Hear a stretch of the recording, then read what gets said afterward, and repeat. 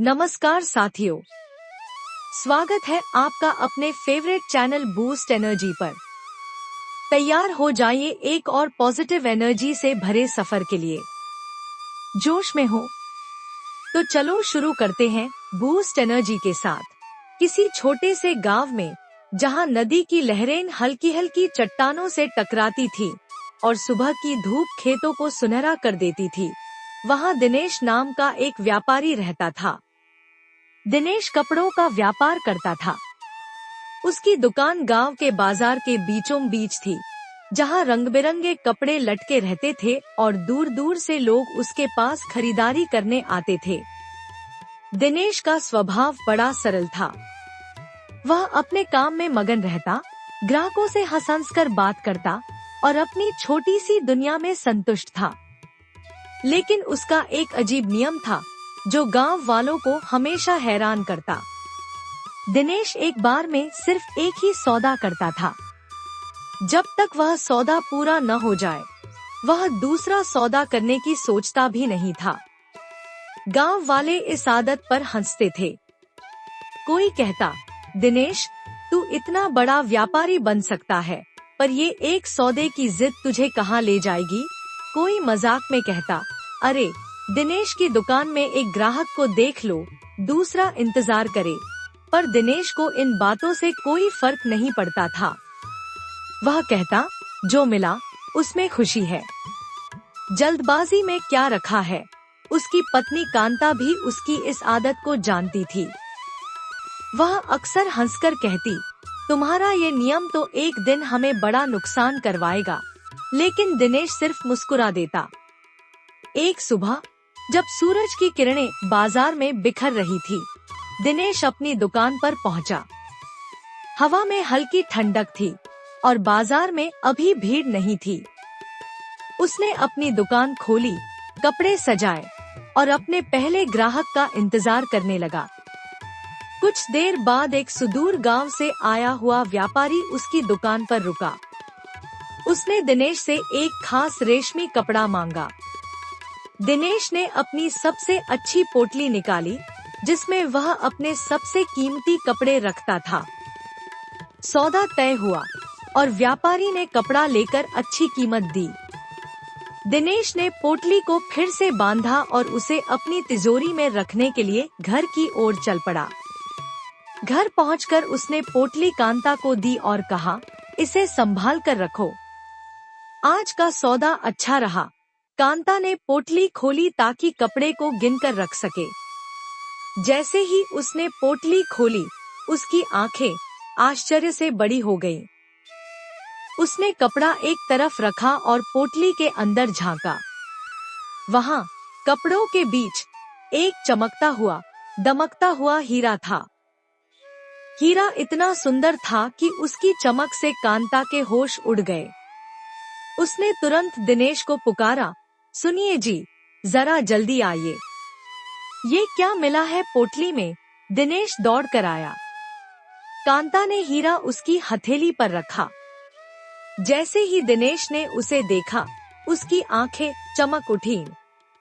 हीरा इतना खूबसूरत था कि उसकी नजर उससे हट ही नहीं रही थी। वह पल भर के लिए स्तब्ध रह गया, मानो उसकी बोलती बंद हो गई हो। कांता ने हंसते हुए कहा, आप कहाँ खो गए जी? ये तो सचमुच कोई खजाना लगता है। कहाँ से आया ये हीरा? दिनेश ने गहरी सांस ली और बोला, पता नहीं कांता, शायद उस व्यापारी की पोटली में गलती से रह गया हो, या फिर ये हमारी किस्मत का कोई तोहफा है। कांता ने मुस्कुराकर कहा, तो अब क्या करेंगे? इसे रखें या लौटाएं? दिनेश ने हीरे को फिर से देखा। उसकी चमक में कुछ जादू था। उसने कहा, नहीं कांता, ये हमारी जिंदगी बदल सकता है। मैं इसे बाजार में ले जाकर बेचता हूँ, शायद इसकी अच्छी कीमत मिल जाए। हमारा घर, हमारी दुकान, सब कुछ और बेहतर हो सकता है। कांता ने सहमति में सिर हिलाया, लेकिन उसके मन में एक हल्का सा डर था। सावधानी से जाना, उसने कहा, दिनेश ने हीरा अपनी जेब में रखा और उत्साह के साथ गांव के सबसे बड़े सुनार सेठ रामलाल के पास पहुंचा। सेठ रामलाल की दुकान गांव की सबसे पुरानी और मशहूर दुकान थी। लोग कहते थे कि सेठ के पास इतना धन है कि वह चाहे तो पूरे गांव को खरीद ले। दिनेश ने दुकान में कदम रखा और सेठ को नमस्कार किया। नमस्कार सेठ जी, दिनेश ने कहा। सेठ ने मुस्कुराते हुए जवाब दिया, अरे दिनेश, आज कैसे आना हुआ? कोई खास कपड़ा चाहिए? दिनेश ने अपनी जेब से हीरा निकाला और सारा किस्सा सुनाया। कैसे उसे पोटली में हीरा मिला, कैसे उसकी चमक ने उसे हैरान कर दिया। सेठ ने हीरे को अपने हाथ में लिया। उसने उसे बार बार उलट पलट कर देखा, अपनी आँखों के पास लाकर उसकी चमक जांची। उसके चेहरे पर आश्चर्य के भाव थे, लेकिन साथ ही एक गंभीरता भी।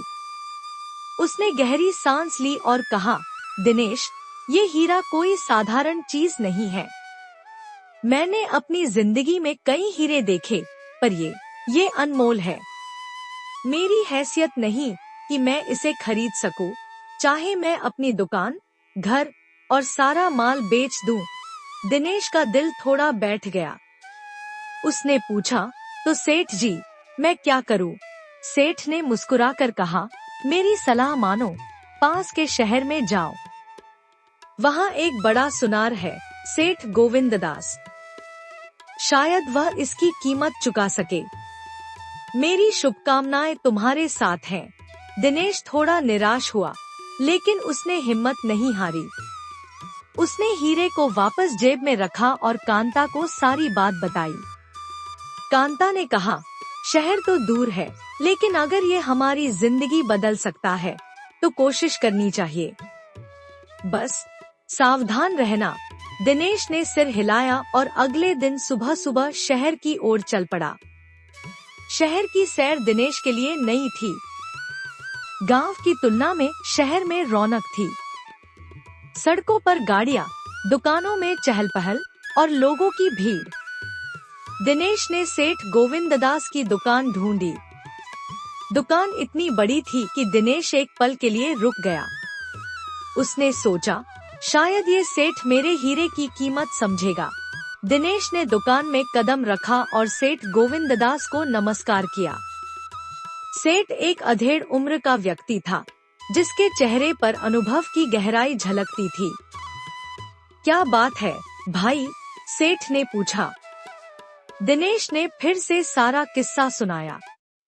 उसने अपनी जेब से हीरा निकाला और सेठ की हथेली पर रख दिया।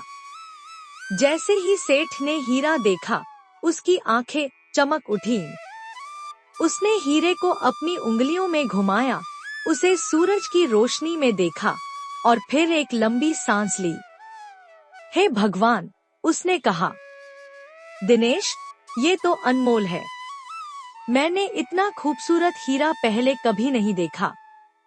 लेकिन उसने रुककर दिनेश की ओर देखा। मेरे पास इतना धन नहीं कि मैं इसकी कीमत चुका सकूं। दिनेश का दिल फिर डूबने लगा। उसने पूछा, तो अब क्या करूं सेठ जी? सेठ ने हंसकर कहा, नगर के राजा को हीरे जवाहरात इकट्ठा करने का बड़ा शौक है। मेरा सुझाव है कि तुम इसे राजमहल ले जाओ। मुझे यकीन है कि राजा इसकी सही कीमत देंगे। दिनेश का उत्साह फिर जागा। उसने सोचा, अगर राजा ने ये हीरा खरीद लिया तो हमारी जिंदगी बदल जाएगी। उसने सेठ गोविंददास का धन्यवाद किया और राजमहल की ओर चल पड़ा। राजमहल शहर के सबसे ऊंचे हिस्से में था। उसका प्रवेश द्वार सोने और चांदी से सजा था और चारों ओर सिपाही तैनात थे। दिनेश ने राजमहल के दरवाजे पर पहुंचकर एक सिपाही से बात की। मैं एक बेशकीमती हीरा लेकर आया हूं, जो राजा को दिखाना चाहता हूं, उसने नम्रता से कहा। सिपाही ने दिनेश के साधारण कपड़ों को देखा। उसके चेहरे पर मेहनत की लकीरें साफ दिख रही थी। सिपाही ने सोचा कि शायद ये कोई मजाक है। उसने सख्ती से कहा, हीरा, तुझ जैसे व्यापारी के पास हीरा कहाँ से आया? दिनेश ने बिना घबराए अपनी जेब से हीरा निकाला और सिपाही को दिखाया। हीरे की चमक ने सिपाही की आंखें चौंधिया दी। वह एक पल के लिए स्तब्ध रह गया। फिर बिना कुछ कहे उसने दिनेश को अंदर ले जाकर दरबार में पेश किया। दरबार में राजा अपने सिंहासन पर बैठे थे। चारों ओर दरबारी और मंत्री थे। माहौल गंभीर था। सिपाही ने राजा को नमस्कार किया और कहा, महाराज, ये व्यापारी एक बेशकीमती हीरा लेकर आया है जो आपको दिखाना चाहता है। दिनेश ने आगे बढ़कर राजा को नमस्कार किया। उसने हीरा उनके सामने रखा और सारा किस्सा सुनाया। कैसे उसे पोटली में हीरा मिला, कैसे उसने गांव और शहर के सुनारों से बात की। राजा ने हीरे को उठाया। उनकी आंखों में आश्चर्य और कौतूहल था। वे हीरे जवाहरात के बड़े पारखी थे। एक नजर में उन्होंने समझ लिया कि ये हीरा अनमोल है। राजा ने हीरे को और करीब से देखा। फिर उन्होंने अपने मंत्री की ओर इशारा किया। मंत्री ने उनके पास आकर कुछ देर तक सलाह मशविरा किया। दरबार में सन्नाटा था। दिनेश का दिल जोर जोर से धड़क रहा था। आखिरकार राजा ने मुस्कुराते हुए कहा, दिनेश, इस हीरे की कीमत लगाना मेरे लिए भी मुश्किल है। ये इतना अनमोल है कि इसका मूल्य धन से नहीं मापा जा सकता। लेकिन मेरे पास तुम्हारे लिए एक प्रस्ताव है। दिनेश ने उत्सुकता से राजा की ओर देखा। राजा ने कहा, मेरे खजाने का कमरा अगले 6 घंटे के लिए तुम्हारा है। तुम जितना चाहो उतना धन, सोना और जवाहरात बटोर सकते हो। कोई तुम्हें रोकेगा नहीं। दिनेश की खुशी का ठिकाना न रहा। उसने सोचा, ये तो मेरी जिंदगी बदलने वाला मौका है। इतना धन कि मैं और कांता सारी उम्र सुख से जी सकें। उसने राजा को धन्यवाद दिया और सिपाहियों के साथ खजाने के कमरे की ओर चल पड़ा। खजाने का कमरा राजमहल के सबसे गहरे हिस्से में था। रास्ते में सिपाही उसे कई गलियारों से ले गए। हर गलियारा सोने और चांदी से सजा था। दिनेश का मन उत्साह से भरा था। उसने सोचा, बस अब मेरी जिंदगी बदलने वाली है। लेकिन रास्ते में उसकी नजर एक शाही भोजन कक्ष पर पड़ी। कमरे का दरवाजा खुला था और अंदर तरह तरह के पकवान सजे थे। मिठाइयाँ, कबाब, शाही पुलाव, फल और न जाने कितने व्यंजन। खुशबू ऐसी कि दिनेश के मुंह में पानी आ गया। उसने सिपाही से कहा, रुकिए, जरा ये देखूं। सिपाही ने सिर हिलाया और बाहर इंतजार करने लगा। दिनेश भोजन कक्ष में घुस गया। उसने सोचा, खजाने के लिए 6 घंटे बहुत हैं। पहले थोड़ा खाना खा लूं तो और मजा आएगा।